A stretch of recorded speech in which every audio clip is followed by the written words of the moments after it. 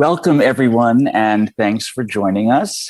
I am Philip Himberg, the Executive Director of MacDowell, America's first artist residency, founded in 1907 by Edward and Marion MacDowell. Every year, over 300 artists across 7 artistic genres apply and are invited to our campus, 450 bucolic acres in Peterborough, New Hampshire.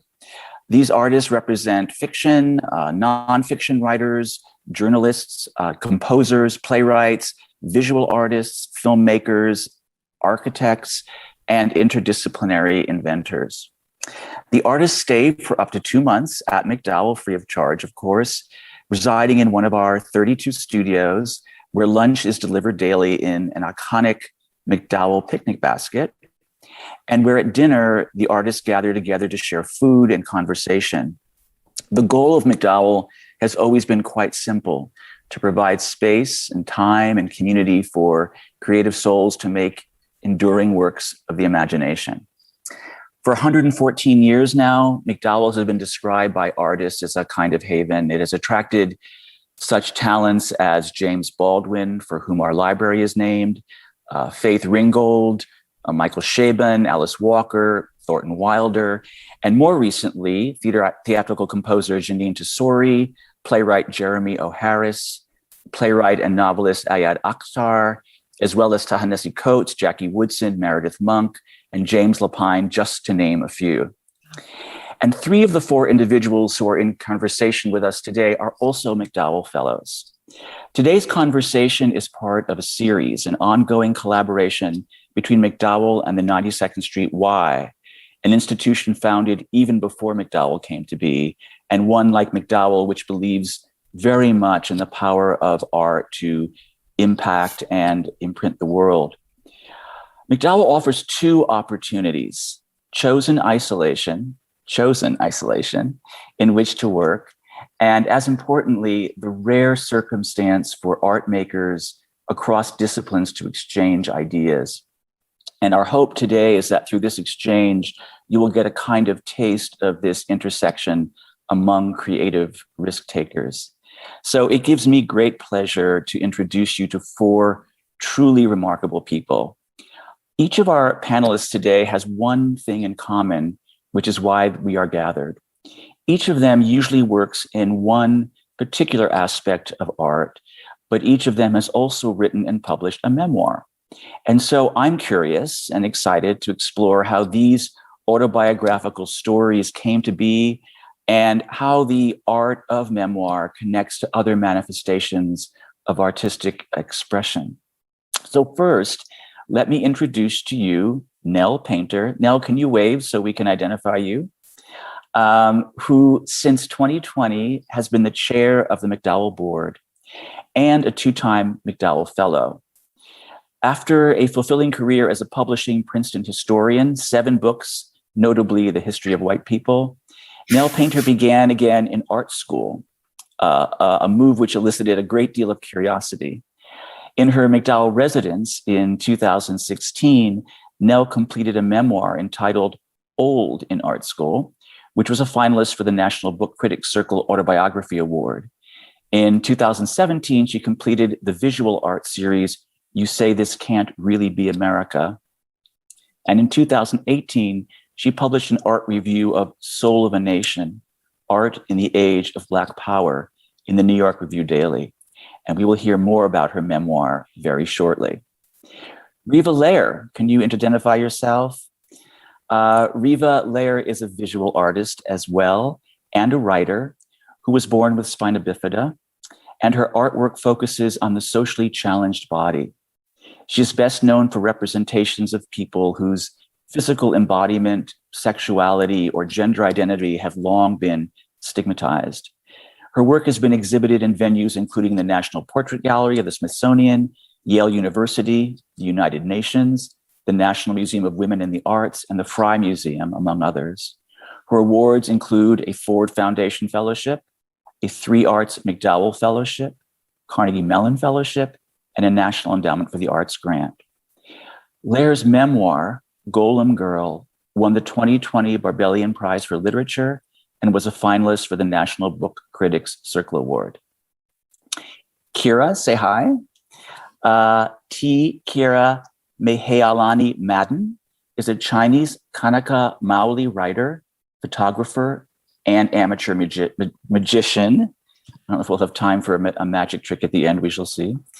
A recipient of fellowships from the New York Foundation for the Arts, Hedgebrook, Tin House, MacDowell, and Yaddo, T Kira serves as the founding editor-in-chief of No Tokens, a magazine of literature and art.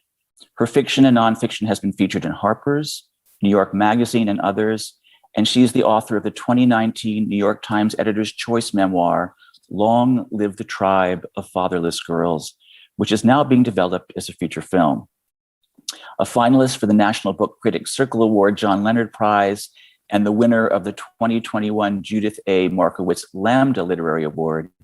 She facilitates writing workshops for homeless and former incarcerated individuals and is an assistant professor of English at the College of Charleston. And with us today, a special guest, Sally Field. Sally is a 2-time Academy Award and 3-time Emmy Award-winning actor whose career has spanned almost 6 decades and dozens of iconic roles on screens large and small. Beginning in 1965 with television's Gidget and The Flying Nun, she won her first Emmy in 1975 for her performance in Sybil, before moving on to have an extensive film credit career, including Forrest Gump, Steel Magnolias, Places in the Heart, Norma Ray, Mrs. Doubtfire, Soap Dish, Smokey and the Bandit, Hello, and Lincoln. Sally made her Broadway debut in Edward Albee's The Goat, or Who is Sylvia, starred in Tennessee Williams' The Glass Menagerie on Broadway in 2017. In early 2019, she starred in the London production of Arthur Miller's All My Sons at the Old Vic, which I had the great pleasure of seeing. Sally Field is a member of the American Academy of the Arts and Sciences, was honored with the National Medal of the Arts from President Obama, and received the prestigious Kennedy Center honor in 2019. Her memoir, In Pieces, was published in 2018 and became an instant New York Times bestseller. Sally and I have known each other for over 20 years as she was a board member of the Sundance Institute, where for 23 years I oversaw the Sundance Theater Labs. Welcome, everyone. I could easily speak to each one of you for an hour. So today is going to be a kind of amuse-bouche, I would say, an opportunity for us to understand just a bit about what each of these unique artists has to say about the art of making art, as Mr. Sondheim would have put it. And Nell, Madam Chairman, if I may throw you the first question. Sure. In your memoir, Old in Art School, you state, quote, "You must not see yourselves through other people's eyes." This line comes, as I recall, toward the end of your narrative. And I wondered if you could talk a bit about the discovery of that insight as you penned your story. Why that particular caution to your reader, you must not see yourselves through other people's eyes? Yeah, that is at the very end. And it came after a young journalist was interviewing me. And so I'm old and wise, and she was young and smart. But she asked if I had any words of wisdom. And my word of wisdom was, you must not see yourself through other people's eyes. I realized also that that's related to how we approach food in our country, which is actually easier. We know that the food that is marketed to us is not good for us. That's easy to know. But it's harder to know that the glance focused on us, and the young woman, Zara, the journalist, is a dark-skinned African-American woman like me. I said, for us in particular, you must not see yourself through the eyes of your society or through other people's eyes, because that is not a gaze meant to make you feel good about yourself or get through your life. So you need to approach the gaze on yourself of your society, kind of the way you approach the grocery shelves, knowing that packaged food is not good for you, and that the way that most people will see you in your society is not necessarily good for you. It's not all the people. There are people who see you as yourself, and some of them are people who love you. So cherish those people and turn away from the grocery shelf of the American gaze. Wow. Is that and is that something you always knew, or is that something that as you thought over your life you came to? No, I didn't. I mean, this conversation took place in probably 2011, which was the year that I got my MFA in painting from the Rhode Island School of Design, where either I was invisible or I was vaguely visible as an old lady, as an old Black lady, as an old Black lady academic. So, all these things sort of put together in a kind of grocery shelf way. So no, it took me a long time to find the words.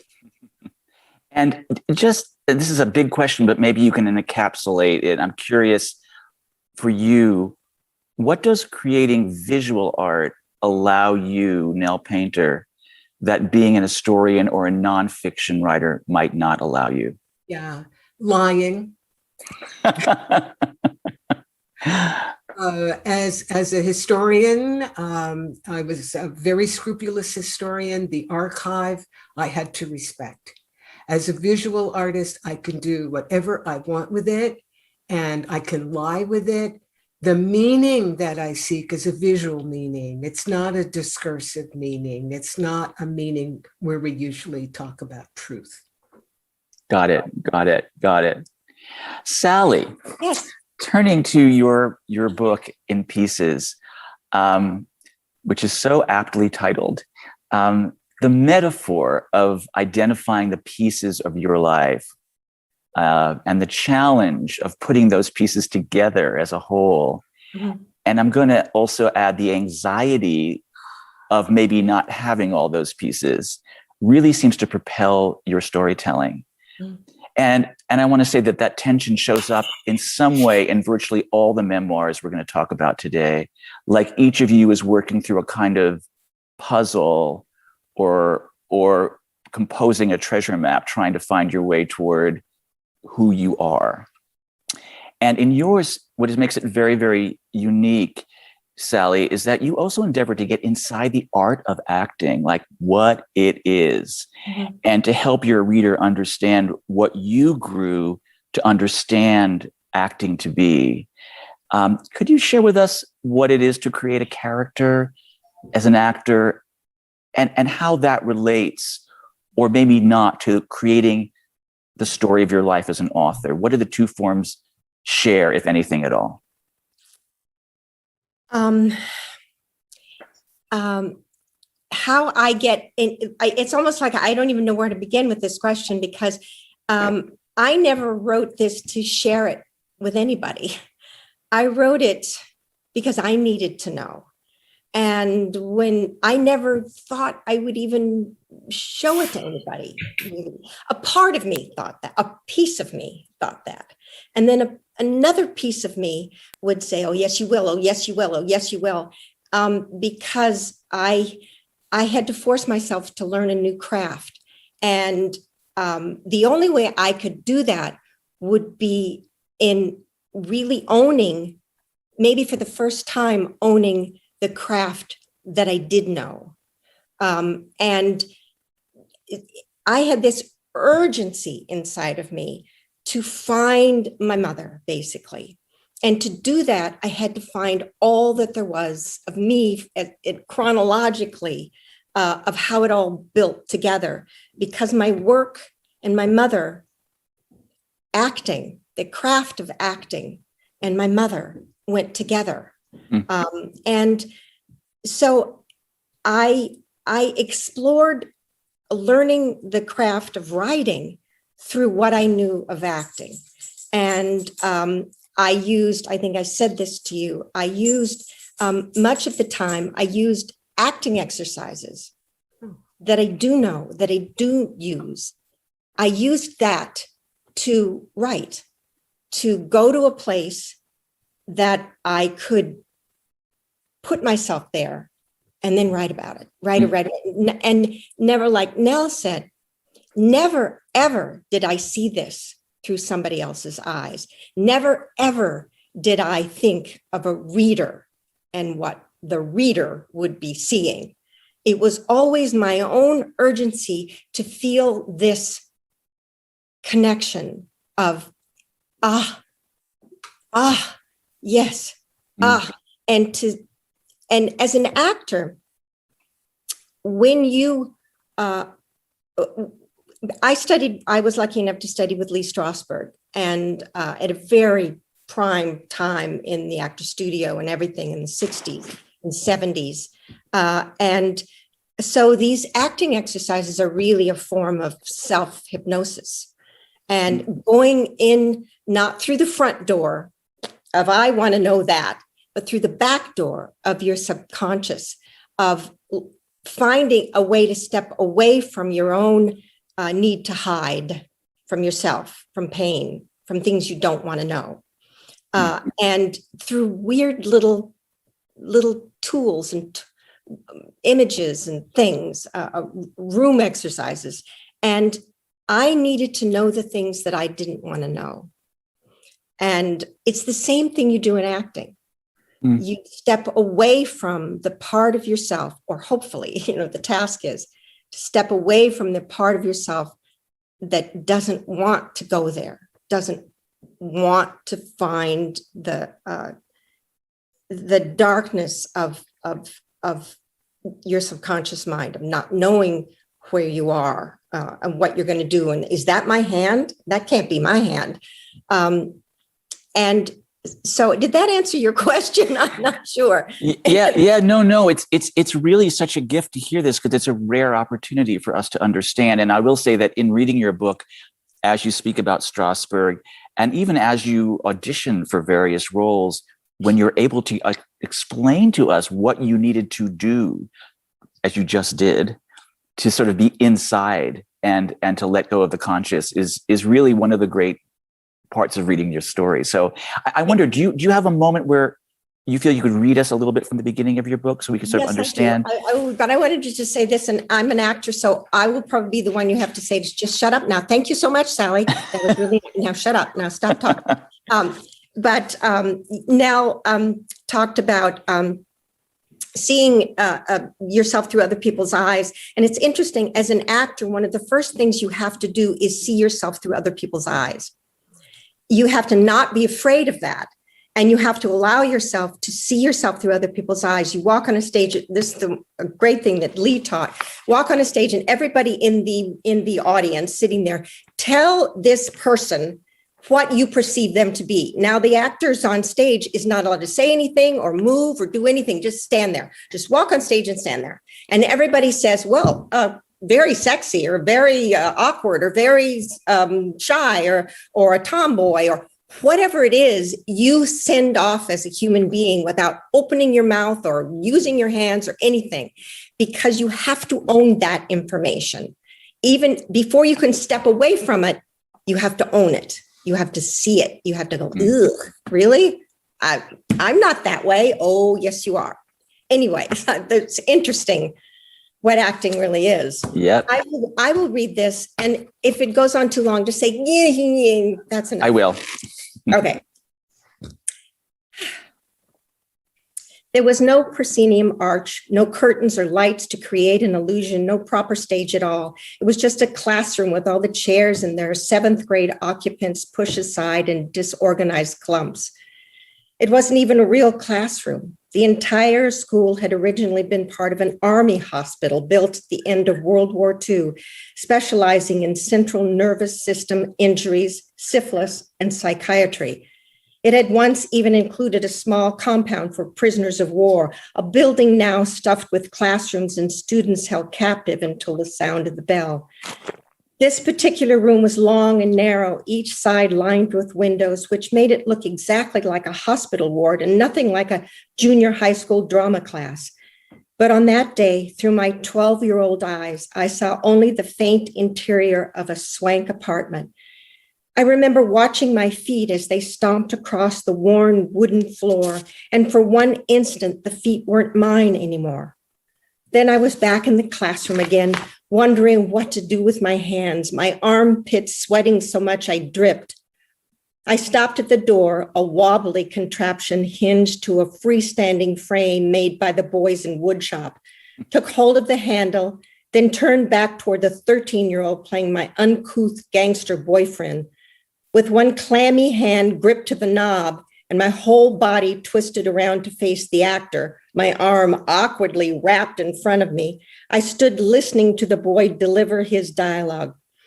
When he finished spraying his words through his braces, I paused a beat, then yelled, "Drop dead, Harry," and exited. And exited. That's great. An indignant huff, slamming the door behind me. That was it. My first moments as an actor, a scene from Born Yesterday, and my pubescent version of a brassy Brooklyn bombshell Billy Dawn. I wasn't good. I knew I wasn't. It was like Heidi, the little goat girl, had taken a stab at Hedda Gabler, but it didn't matter. A new sensation had brushed past me, and for one moment, I felt free. My body moved, maybe not gracefully, but all on its own, without me telling it where to go. Tiny flashes when it didn't belong to me at all, and I was watching from far away with no anxious sense of time. In those cracks of light, the pressure of what people thought of me or didn't think of me, who they wanted me to be or didn't want me to be, completely stopped. A bell had rung. Everything focused and sharpened. I could hear myself. Then it was gone. In the 8th grade, a year later, I had my first performance night in the school auditorium. For the first time, I walked on stage in front of an audience of parents and friends there to watch, among other things, my Juliet, not the whole play, just 2 scenes, the potion scene and the death scene. My mother drove me home afterward, and I clearly remember sitting in that dark car beside her. I desperately wanted to know what she thought, but was afraid to ask, so I just watched her drive. Sometimes the headlights of an oncoming car would light up the whole interior, making it seem even darker after it passed. But when her face was bright with light, she looked at me, and as if we were hiding from someone, she whispered, "You are magical." I whispered back, "I was?" Then everything was dark again, and I could barely see her at all. "What does that mean?" I asked. Just that. Another flash of headlights lit up the front seat, and I can see her mouth edging toward a smile, the light bleaching her beautiful face white, then slowly fading to black. That is gorgeous. It's such a gorgeous launch of a story that takes us to places we don't anticipate. Thank you so much. Thank you. I'm going to turn now to you, Riva. And Riva, like Nell, you do something rather remarkable in your book. You talk about making work, like the inside of it, which is, for all of us who don't know how to do that, like a revelation, what it is to paint. I'm really particularly intrigued by one chapter of your book, which explores a series of your paintings called the Risk Pictures. And I wonder if you could talk about the Risk paintings, what they are, how they came to be, and how they relate to walking into fear. Well, I've been listening to the last, hold on. You guys can hear me, right? Okay. I've been listening to Nell and Sally and thinking about how much in answering your question, how I'm also thinking about what they said in terms of being seen and what it means to be looked at and to look. And for me, one of the difficulties of the book was that let me back up. I get stared at all the time. I'm also often aggressively, more than stared at, abused on the street, verbally, occasionally physically, a whole lifetime of bad encounters with strangers and sometimes not strangers who think that the way I look and the way I walk is completely unacceptable. So I've always had this kind of hyper awareness of being looked at, and becoming a portraitist partly in order to deal with that. Also, in writing my book, I was writing it both for a general audience and people inside disability culture and people inside queer culture, and trying to kind of ping back and forth so I wasn't boring anybody or confusing anybody, and, you know, not being too 101. And anyway, so in terms of portraiture, I'm really interested in people who, like me, undergo stigma for whatever reason. And one of the things I've come to understand is that I get asked a lot about what I think beauty is, as I talk about it all the time. And I think that people who undergo stigma, and oddly enough, actors and some athletes, are people who know their bodies incredibly well. Actors in particular, you know, are being stared at constantly, being assessed constantly. So are disabled people. So often are queer people whose queerness is palpable. Often so are trans people. And this experience of being observed all the time, whether you want to be or not, you know, people of color within certain contexts, same situation. This is what really draws me. And there's a way that people who undergo that know themselves so well, they know what their bodies are and what they need and how they function, and the difference between what people are assuming about you and what you know to be true. There's an intensity that you end up with, this way of like really being in your body in this kind of lustrous, patinaed way that just rivets me. So when I'm doing a portrait, a bunch of things are going on. I'm looking for that. I'm trying to explain what it looks like so that people can see it. I'm also being incredibly careful because the people I choose, as I say, are often also abused by people in their lives, public and otherwise.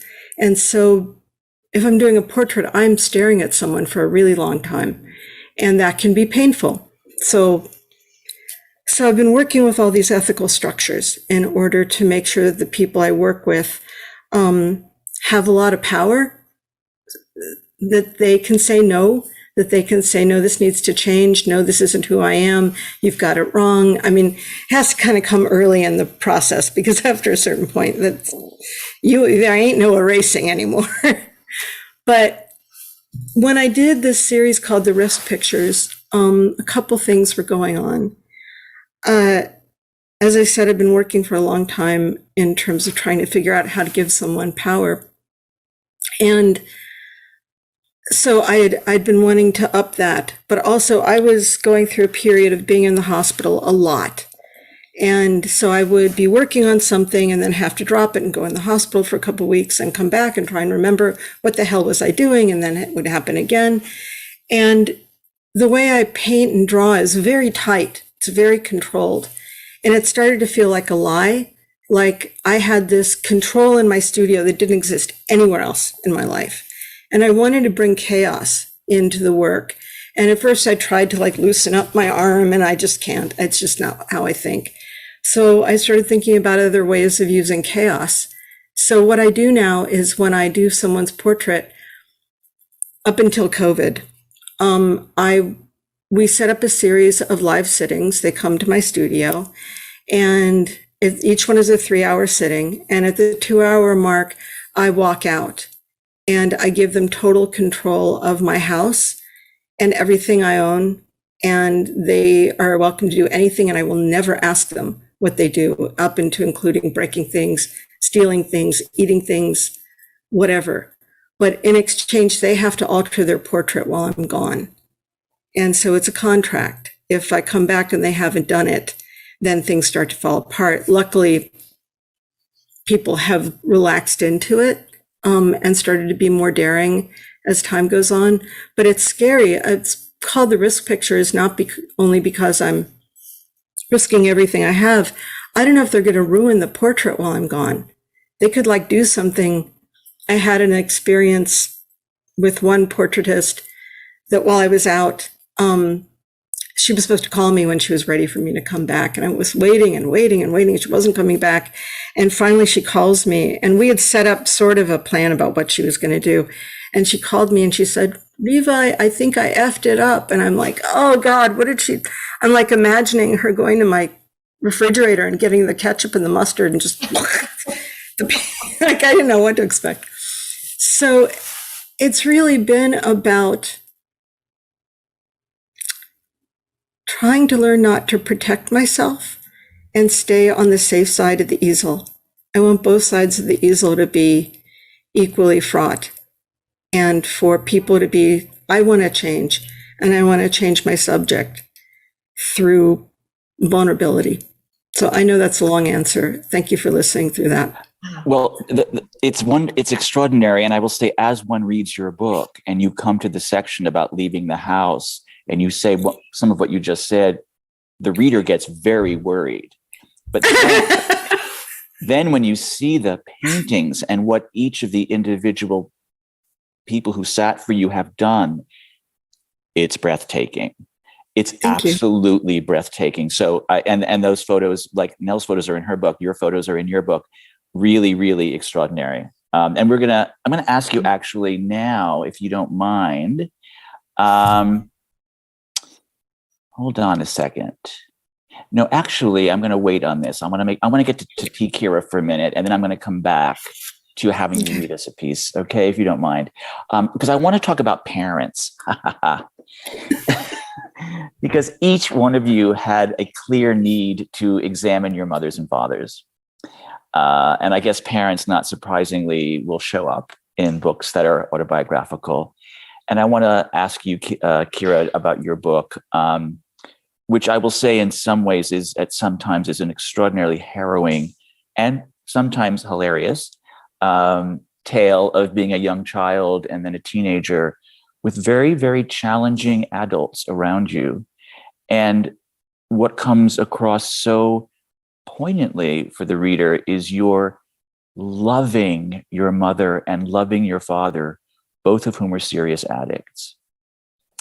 I wanted to begin if you could share with us the impetus to tell this story, like the moment you felt it was the right moment, the imperative time. Sometimes in theater, we call this with the playwright, the animating impulse that made you make the book. Can you give us a little insight into that? Sure. Thank you. And thank you everyone for sharing these stories. I'm just floored. Sure. I'm so honored to be here. So I was traditionally a fiction writer, and I had gone to school for fiction. I was teaching and writing fiction. And my first day at MacDowell was actually as a fiction fellow.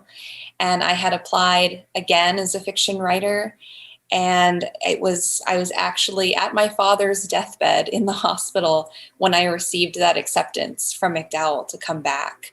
And he died. And the dates that were offered to me were the month after he had died. And I didn't know how I could possibly do that, how I could possibly leave and go to this space and write and work on a novel. But I did, and I got there, and what I realized as soon as I got there day one was that I can't work on this novel right now, this novel I'd been writing for years. And instead I had the experience, the writer Maggie Nelson has described this as the boulder book. A boulder comes rolling in, and you have to write into that boulder before you can access what's on the other side. And that's exactly what happened. As soon as I got there, I tried to write fiction. I tried to write the novel, and instead it was just my father. It was just all of these questions. And he is the first, major person that I have lost in my life. And I was kind of wrestling with this idea of we have these these ideas, I think, as writers and artists, that everything has the arc, everything has the dramatic arc and has some sort of conclusion and has some sort of tidiness to it. And losing my father kind of midway through that arc with all of these unanswered questions didn't make sense to me.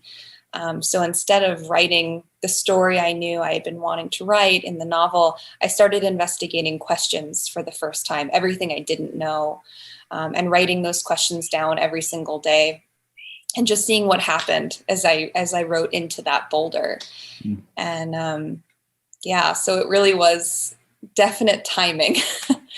But I relate to so much of what's been said here too, where I didn't know that these were really pages that I would share with anyone necessarily. I wasn't thinking about it that way. I thought, at the time I was 27, like who would want to read a memoir by a 27-year-old? I had been told that in academic institutions growing up, like, go out, live your life before you write about it.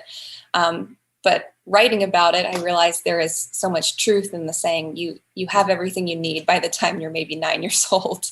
And then I actually had a lot to say for myself and for my community. I'm going to ask you to read a piece of your book now. And I was going to ask you the question about explaining to us a little bit about the character of Uncle Nuke, who sort of starts your book and actually ends your story. And I wondered if it would be okay for you to read a little bit of that. Of course, yes. So these were the first pages I wrote at MacDowell, and somehow they remained the first pages of the book, which never happens. Everything else is out of order, but this remained the same. So this is called Uncle Nuke. My mother rescued a mannequin from the JCPenney dump when I was 2 years old. He was a full-body jewelry mannequin, fancy, distinguished. Those were the words she used. Her father, my grandfather, worked the counter day and night, slinked antique chains and strands of jade across velvet placemats, and felt the mannequin did no work for his numbers. He's pow, done. Grandfather said this with both elbows bent in a chopping motion. The mannequin would have to go. In this part of the story, my mother and I live alone in Coconut Grove, Florida. We're in a canary yellow apartment dammed with beanbag ashtrays, field mice, the guts of flashlights and remote controls, and a shag carpet that feels sharp all the way under the shag.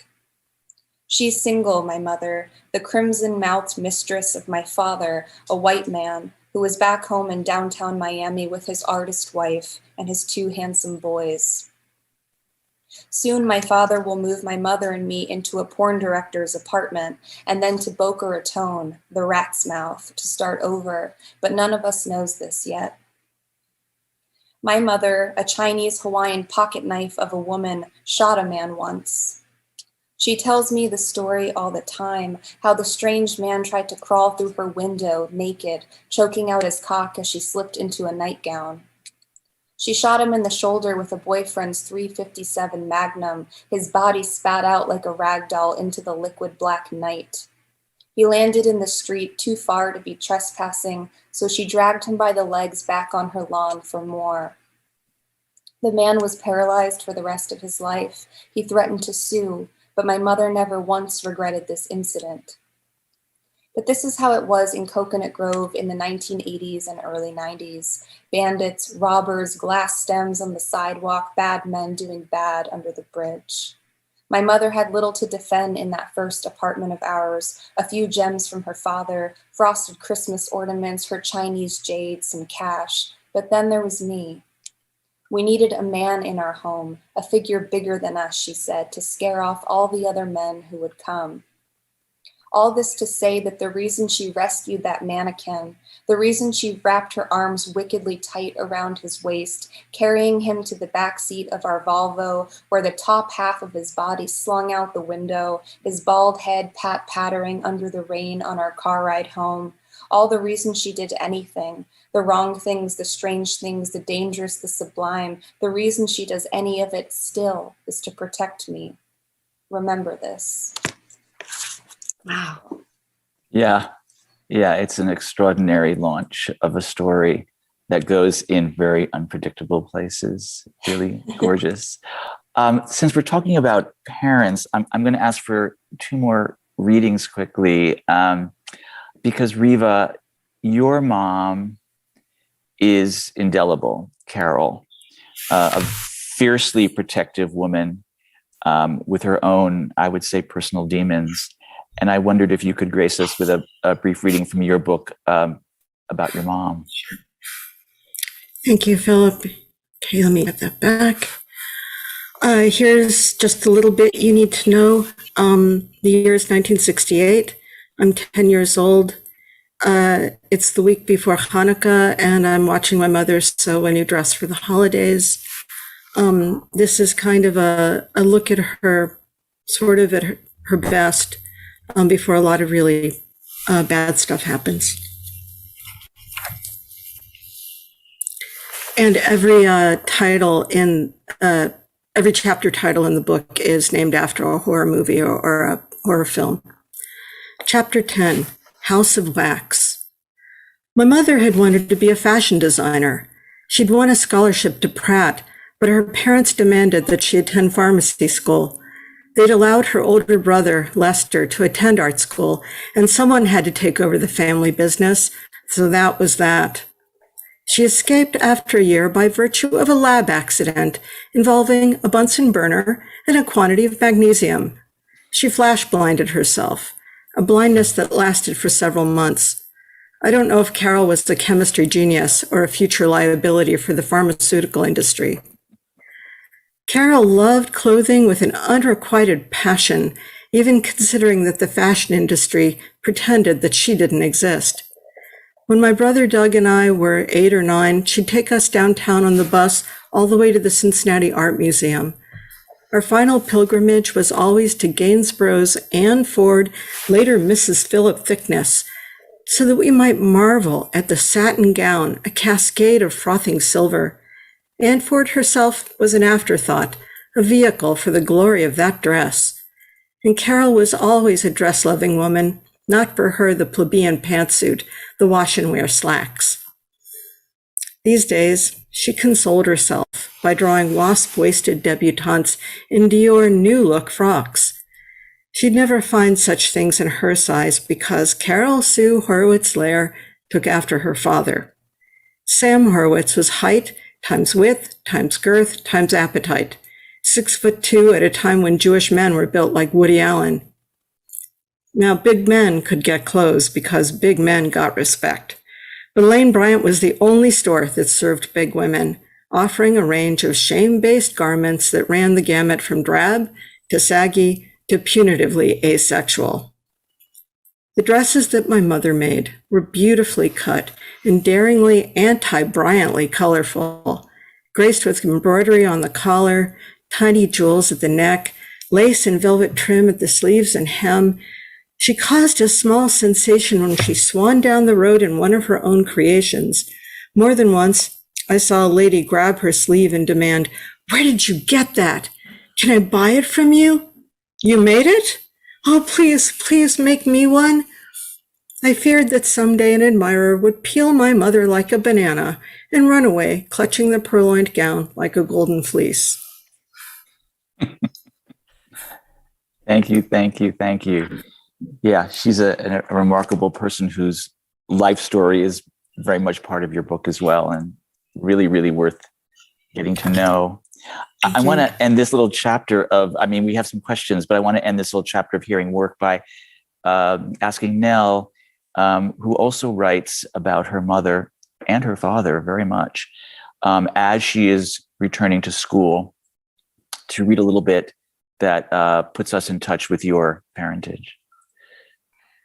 I say in Olden Art School that my mother gave me the wherewithal to write a memoir. She herself wrote a memoir, and she used the word old in the title. But the fact of her writing as an old woman and talking about old gave me permission to do so also. But in a conversation you and I had a while ago, Philip, you were interested in how my book changed as I wrote it. And what I would like to share with you is something I didn't know. It involves my mother and it involves me, something I didn't know until I wrote. And the chapter is called A Bad Decision.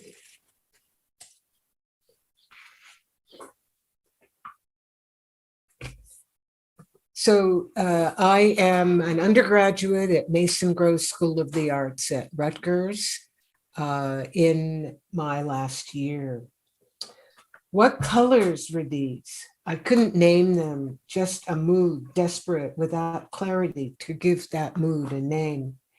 Those colors were showing up in my paintings, wan, desaturated grays and browns, reds drained of life, blues bereft of light, reflections of my desaturated life. I'm going backward here, for my mother hadn't yet died, but she was heading only one way. We hadn't said die, but already death overlaid me. Something new was showing up in a shape I couldn't discern. It felt like limits. I'd never felt the boundaries of my lifetime before, but now in a new way, unfocused yet definite, my years no longer seemed to stretch out before me. At the same time, I didn't feel lifetime boundaries as boundaries on my life. This will sound muddled. I was muddled. It wasn't that I exactly felt hurried, but I absolutely had to move on urgently. As my mother sank in my transcontinental parental drama, and I should explain that I was in New Jersey and my parents were in Oakland, my hometown. As my mother sank in my transcontinental parental drama, urgency, that's how it felt. Urgency led me astray. Instead of spending a fourth year honing my skills as a Mason Gross undergraduate, I decided to apply to graduate school. Where was my common sense? What on earth was I thinking? How could I not have connected my mother's decline to my irritations with Mason Gross? How did I fail to see the impact of repeated cross-country trips, each time throwing myself up against my mother's destiny and my father's misery? Those correlations, so glaringly obvious to me now, so clearly recognizable as the very reasons that even internet therapy warns you not to make life-altering decisions in the midst of psychological turmoil. Those correlations I failed to make at the time. Rather than thinking, I felt. I felt irritation at Mason Gross, where my studies and my fellow students had formerly offered so much pleasure. My mother lay dying. I had to get out of graduate school. And then just a little more.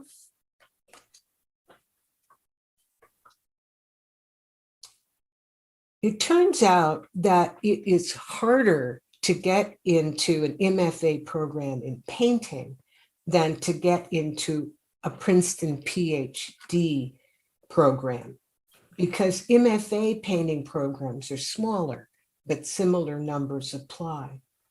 I was hurling my old academic Black self against the stone wall of graduate art school admission impossibility, with a conviction born of defiance. No longer a mere step along the way into painting seriously, graduate school loomed before me like a wall, a mountain, an obstacle test of my personal worth. This is no way to make a decision. Oh, geez, no. Thank you, thank you, thank you. I'm realizing I have, like 726 more questions, but I'm going to, because we're coming toward the end of this hour, throw out just a couple of questions for each of you to answer, if you can answer in a kind of short way. I'm really curious about these questions. The first one I'd love to hear from all of you, maybe starting with Sally. And the question is, if you had never written your memoir, would something be lost for you? Oh my God, yes. Oh my God, yes. It's a great quote. I think it's George Eliot that I would always say and never knew why I was saying it. It's never too late to be what you might have been. And had I not done that, originally always just writing for myself and writing for myself, I would not have known that there was a big piece of me that desperately wants to write, not just my own story. It is some part of me that I walked away from, that I said I wasn't smart enough, I didn't have the education, I wasn't good enough, I wasn't this, I wasn't that. And I was always an actor. It's then I had to make a living and I had to da-da-da-da. But I started writing this to find my mother. Oddly, her loss was the beginning of this, or not oddly. And the way she always led me, always, all my life, through even the times when I was confused by her and angry at her and felt she'd let me down. I felt even after her death, she led me to a place I didn't know I needed to go. And that is, there's a huge part of me undiscovered yet at the age of mid-70s. I need to keep exploring that, even though it still frightens me. It frightens me that I don't know how, all of those things. But had I not done this, I would not have found that desire, the deep passion that I have to find what's left of me. Wow. Thank you. Thank you. T Kira, you are the youngest person on this call, already an accomplished artist. What about you? What would have been lost, if anything, if you didn't write your memoir? What a beautiful question. So much. I think if you read the book quite literally, I unearthed all these secrets through having difficult conversations with my family. I interviewed everyone in the book, and some of those interviews are in it. And my life would be very, very different, very literally, if I didn't find what I found that comes into this book. But also, I think my reason, I think about myself as a child, and so much of this book takes place as a child, an only child, in a house with two parents with substance abuse issues and absences. And I'm a very shy person. I was a very shy person then. And in a way, I think this book is the first time I could tell my story about what happened to me and my life without being interrupted in some way.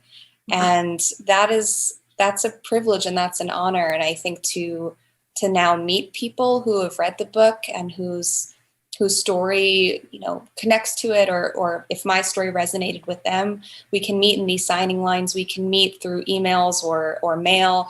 And that is a gift, that I can now have this open dialogue.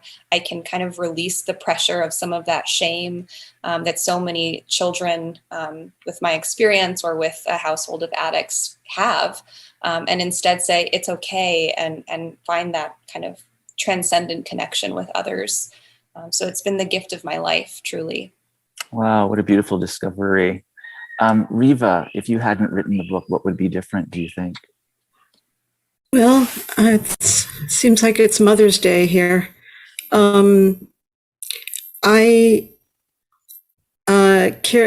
Kira, my mother also dealt with addiction because of catastrophic medical malpractice. And my memories of her were so colored by her last really, really terrible, heartbreaking years. And the book started as a book when I was home in Cincinnati in 2014, and I was actually just writing a document for my family to explain my work so that after I was gone, they'd have something that they could use to deal with my stuff as my executors. And so I was talking to the family, and these stories started to come up about my mother that I completely did not know. totally changed not only my understanding of myself, but of her.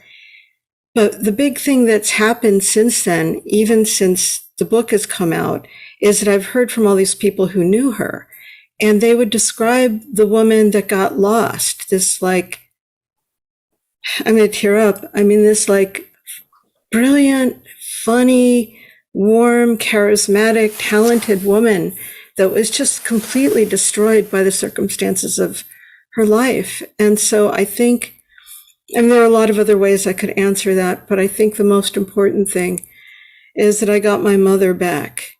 Yeah. And it made me really feel her loss gonna stop talking now. Yeah. Well, that's the thing about all of these books. They are your life stories, but they're also other people's life stories embedded in these books. I mean, you can almost make a story out of any one of your parents' life stories or other people, brothers and sisters, because what you've all done is you've needed to and made these remarkable discoveries. Nell, finally for you, what would it have been if you had never written Old in Art School? It let me be bolder in the world because, as I said, in A Bad Decision, I could see that. I could see and name that I made a bad decision, and I could see and I could name that I had done poor work, that I could be a failure, that there are all these, maybe it's because of my family, maybe it's because I'm a Black woman from the 20th century of a certain class, but I did go through life more protected, and writing this very personal book let some of the protection down. Interesting. Yeah, I mean, the one word that comes to mind, having just read them all again, and the second reads were even more exciting than the first, was the kind of honesty and the walking into, what I said something to you before, walking into fear. It felt like you were very, very brave, all of you. Unfortunately, we're at our time limit. It feels like we just did an appetizer and we're all hungry for the entree to arrive. I suppose that I would suggest the entree, really the next course would likely be reading these beautiful stories. I hope people who are watching will do that. It's fascinating that none of the stories were my story, obviously, but the more specific they are, the more they contain a kind of universality, as all good art, good writing does. And I think that reading them, does nothing but bring every reader closer to themselves and to their place in the world. So I want to thank you all for that. I want to thank the 92nd Street Y and remind folks that our collaboration with them continues. Nell Painter is the moderator for 2 more events coming up, which you'll be hearing about, very exciting ones. And to everybody, thank you for your time and your generosity today. Thank you, Philip. Thank you, everyone. Thank you. So honored Thank you, to everyone. all of you. Great. And So much I did fun. read everybody's book. They're all wonderful. They're all wonderful.